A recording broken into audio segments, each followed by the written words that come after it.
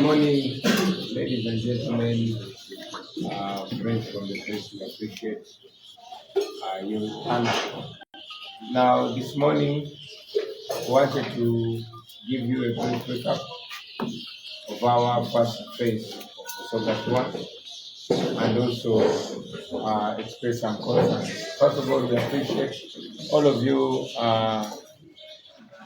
friends from the press, for covering our travel, for covering our first phase of the campaign. Ever since we launched our manifesto, and we continue to traverse our various areas in Busoga. We appreciate you working under stress, especially those that are streaming live, because we have been informed that there are jammers moving in police cars, trying to ensure that they sabotage and frustrate our communication to the outside world. But we appreciate those of you that have gone on to record, and then when there's better network, post your recordings. But even those of you that have maneuvered around that blockade to ensure that our message goes far and wide, we appreciate you. We appreciate the fellow leaders, especially the leaders in Busoga. Thank you very much for standing firm, for preparing well, and for continuing to give us a good and big face. As Win mentioned that last time in 2021, we were just relating with whoever was around. Now we have prominent leaders, moral leaders, trustable leaders, and we are sure that we are going to win big in Busoga in the forthcoming election. We also want to thank the foot soldiers, the leaders from Kampala, and the members for keeping the discipline and adhering by our values. We thank the people of Busoga for welcoming us massively, for showing us support, and for promising us to be agents wherever we've been, because that is what we've been asking them to do. I also appreciate my family in Busoga for the blessing and good welcome. Now, many of you that we've been blocked from using the main road by the police. It is unfair, it is illegal, it is a sign of cowardice. But again, that continues to personify the regime, who are blocked from using the main roads and going through the townships. However, that was an advantage in one way or another, because it gave us opportunity to once again see firsthand and show the world firsthand the reality in Busoga, the sickening poverty, the dead infrastructure, the dangerous roads that have turned into death traps, the dilapidated schools, the broken down healthcare system in the deep of Busoga. So while they wanted to push us off the main roads and ensure that they take so much of our time where we are supposed to travel for 20 minutes, we end up 2-3 hours. But ultimately, it has given the world and the nation a clear and in-depth picture of Busoga. Those are the things that we've been promising the people of Busoga to address, and we promise we shall deal with them. You've also seen the bias and the one-sidedness of not just the police or the military, but also the Electoral Commission. The Electoral Commission continues to be silent when we are harassed, when we are blocked from campaigning. Yesterday, we were supposed to campaign in Iganga municipality. That is where 2 presidential candidates have been already. But we were rudely told that other candidates would be allowed to campaign in the municipality and we would not be allowed. And indeed, the road was closed on us. We were not able to campaign in Iganga, but we promised the people of Iganga that we shall come back and talk to them physically. We refuse to be involved in altercation with police. We refuse to be used in order to make violence upon us, because they want to provoke us into violence so they can get justification to brutalize our people. We refuse that. We are non-violent. We are going to run this campaign on morality and on adherence with the law. And we are going to expose all illegality and impunity by the police. So today we continue with our Today we conclude our first phase in Busoga. We're going to Namayingo and Bugiri.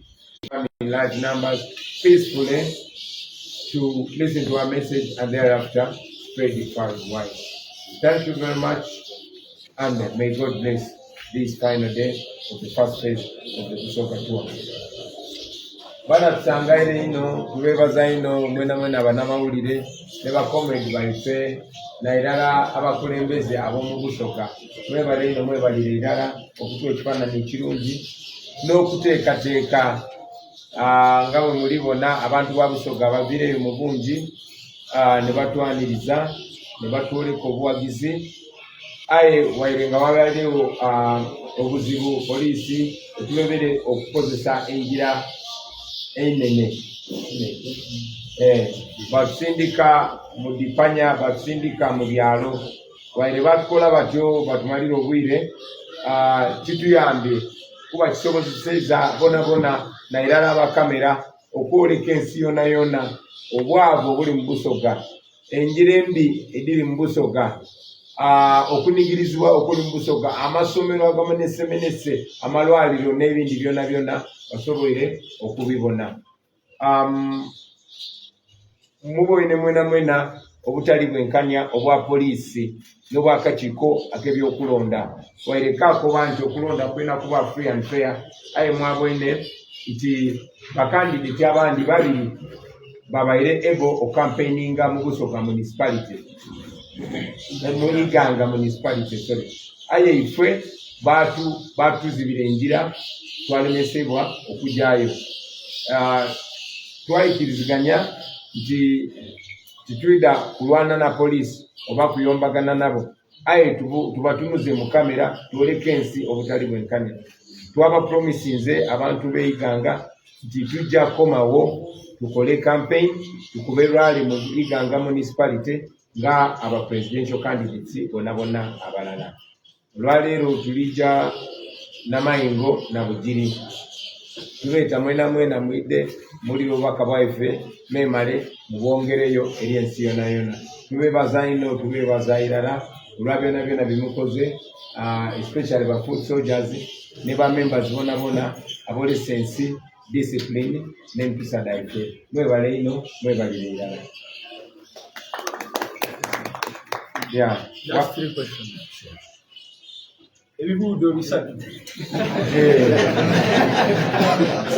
Someone explain this one. Ebibuuzo bisatu.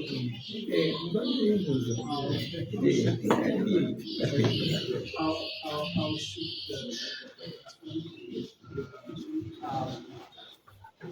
in the things you wanted to official rights connect to the Electoral Commission. Specifically, the matter and how should we expect this to Okay, we'll make it conversational.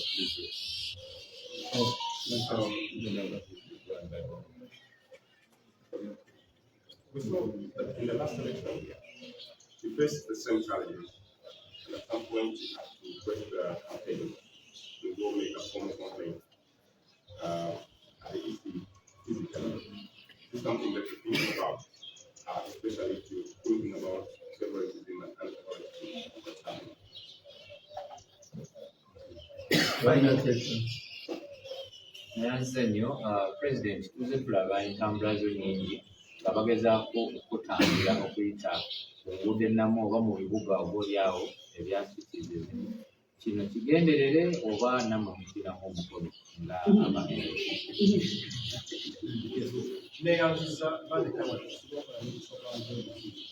President, gakalima gwakatandika butandika. Single liar than the same challenges. Campaign is not like that. Stating like you are sustaining the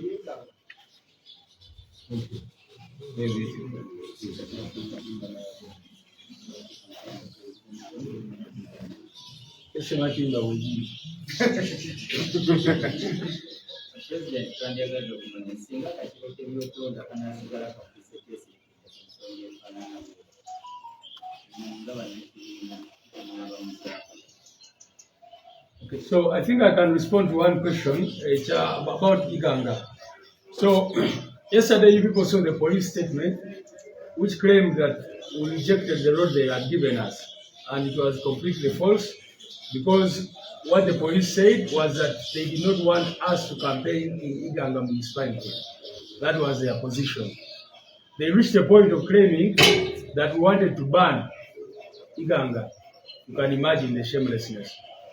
I was there in the morning, we engaged with the RPC, we called Kampala, we called Mr. Mebakam of the Electoral Commission, we engaged everyone.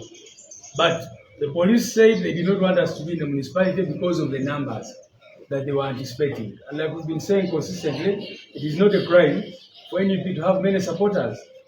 You saw, we first of all tried to get other venues within Iganga municipality, and they intimidated venue owners of all those other places. We go to all the places we went to, they claimed that they needed to get police clearance first, and the police refused to give that.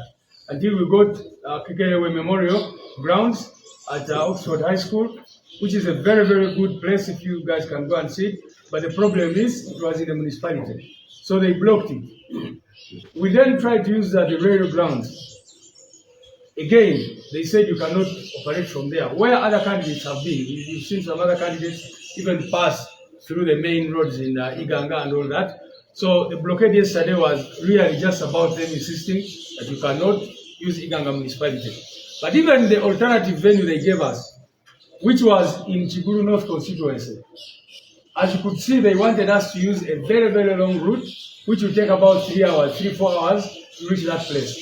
Meaning that we'd reach there at around 5 or 6 p.m. when we are not able to communicate to our people, to have enough speeches, etc., etc. And that is what has come of these long routes they force us onto. You've seen that all our rallies, we have to spend a very, very short time.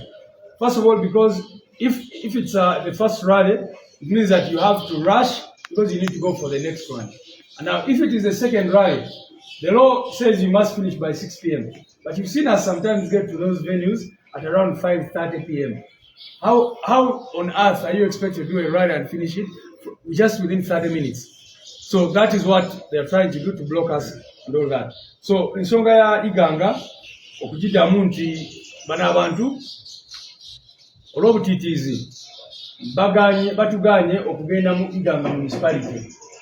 Abalala bonna bwe bakampeyingira era gyo twaba challenges ne tugamba Museveni bw'abazze mu Iganga naye mugenda kugamba nti tagenda kukampeyingira mu Iganga municipality. Olwedde bakandidates babiri bakampeyinga mu municipality. Ffe batugambe temulina campaigning mu municipality mukubanga tulina abawagizi bangi. Balinga bagamba nti ogwo musango okubeera n'abawagizi bangi. Tubaengaginze gyo olunaku amacha gonna mulabye nga twogera nabo. Mulabye n'omukolo president gw'abadde agendako ku macha basoose kumugaana nga tulina okusooka kukola consultations up to the highest level.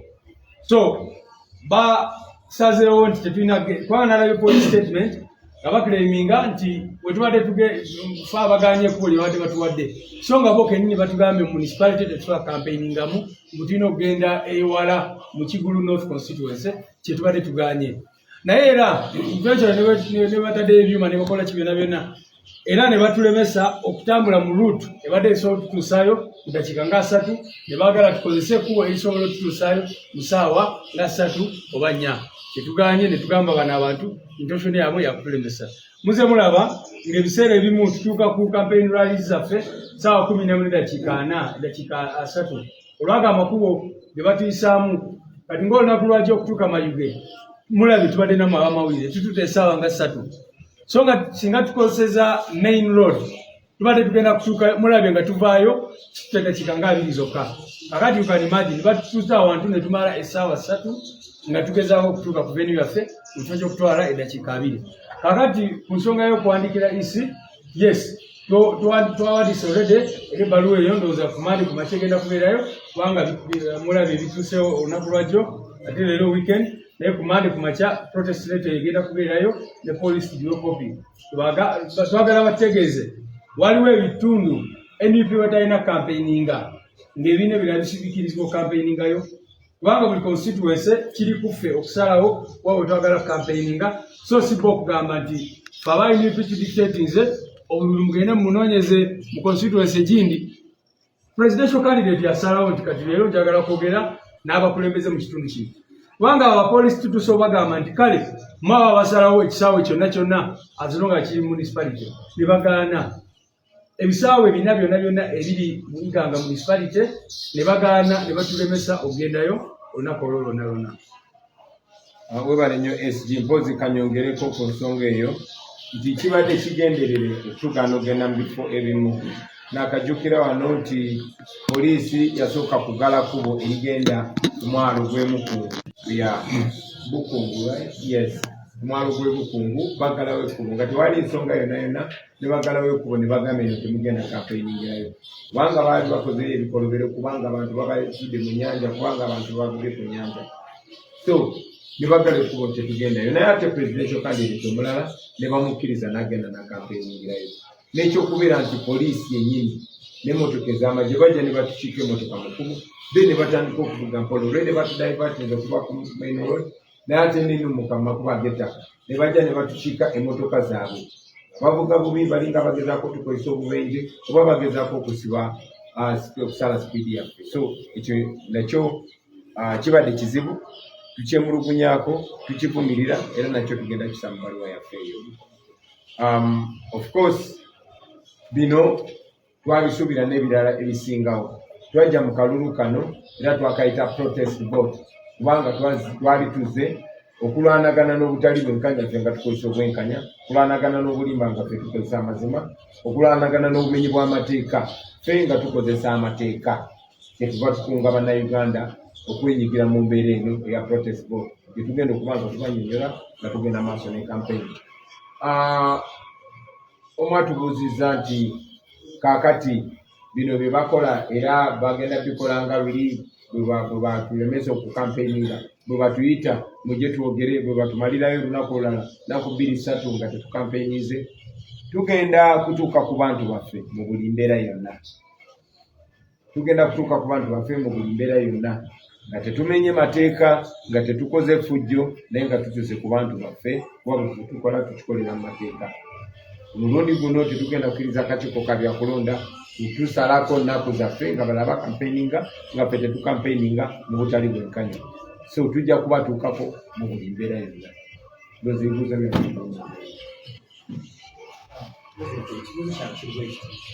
kyange kulonda poliisi twalaba kyamala akakiiko by'okulonda yakyaliwo olwo ebintu ebyakutuukako yagamba ye talina tiivi yiwe oluno tukasuubire nga yafuna tiivi okwemulugunya kwammwe mwateesa bw ekintu ekyo yafuna tiivi ekimu eno mukaka kumwambya bakama kuna ofiisi ye alina okuba yafuna tiivi alina okuba nekusumye kutuukako amawulire era alaba byonna ebigenda maaso ekyongera otukakasa nti yafuna tiivi era alaba byonna ebigenda maaso yakubirako sekretary general waffe essimu ng'amugamba lwaki tuvuga n'abantu bangi mu kkubo lwaki tubeera ne convoy era nkakasa tiivi eyo n'essimu eyo yamulaga nga mwai Museveni apaakinze mu kkubo nga basibye emmotoka zonna nga mwe bali mukolera campaign nkakasa ebyo byonna abiraba nkakasa bw'atugamba nti tutambula n'abantu bangi nkakasa alaba processions eza NRM tukakasa ebyo byonna abiraba era tulinze okulaba kyakolawo ne bannayuganda balinze okulaba kyakolawo. Mwebale nnyo mwebale.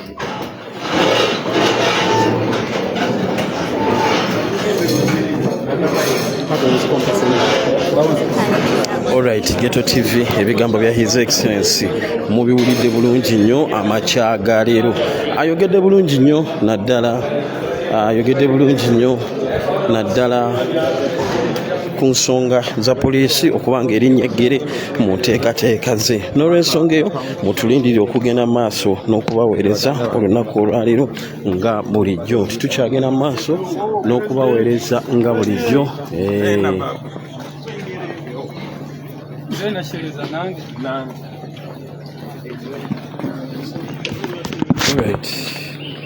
mukkirize basiibula tetugenda kuba tukomawo nga tutandise olugendo okubaweereza biki byonna ebigenda mu maaso tugendagenda mu maaso n'okubaweereza eyo nalina ttiimu gy'olaba y'amawulire eriredde okuweereza biki ebigenda mu maaso erinnya nze Buganda Ronald Mugenyi wendi nateera ku kamera olwaleero.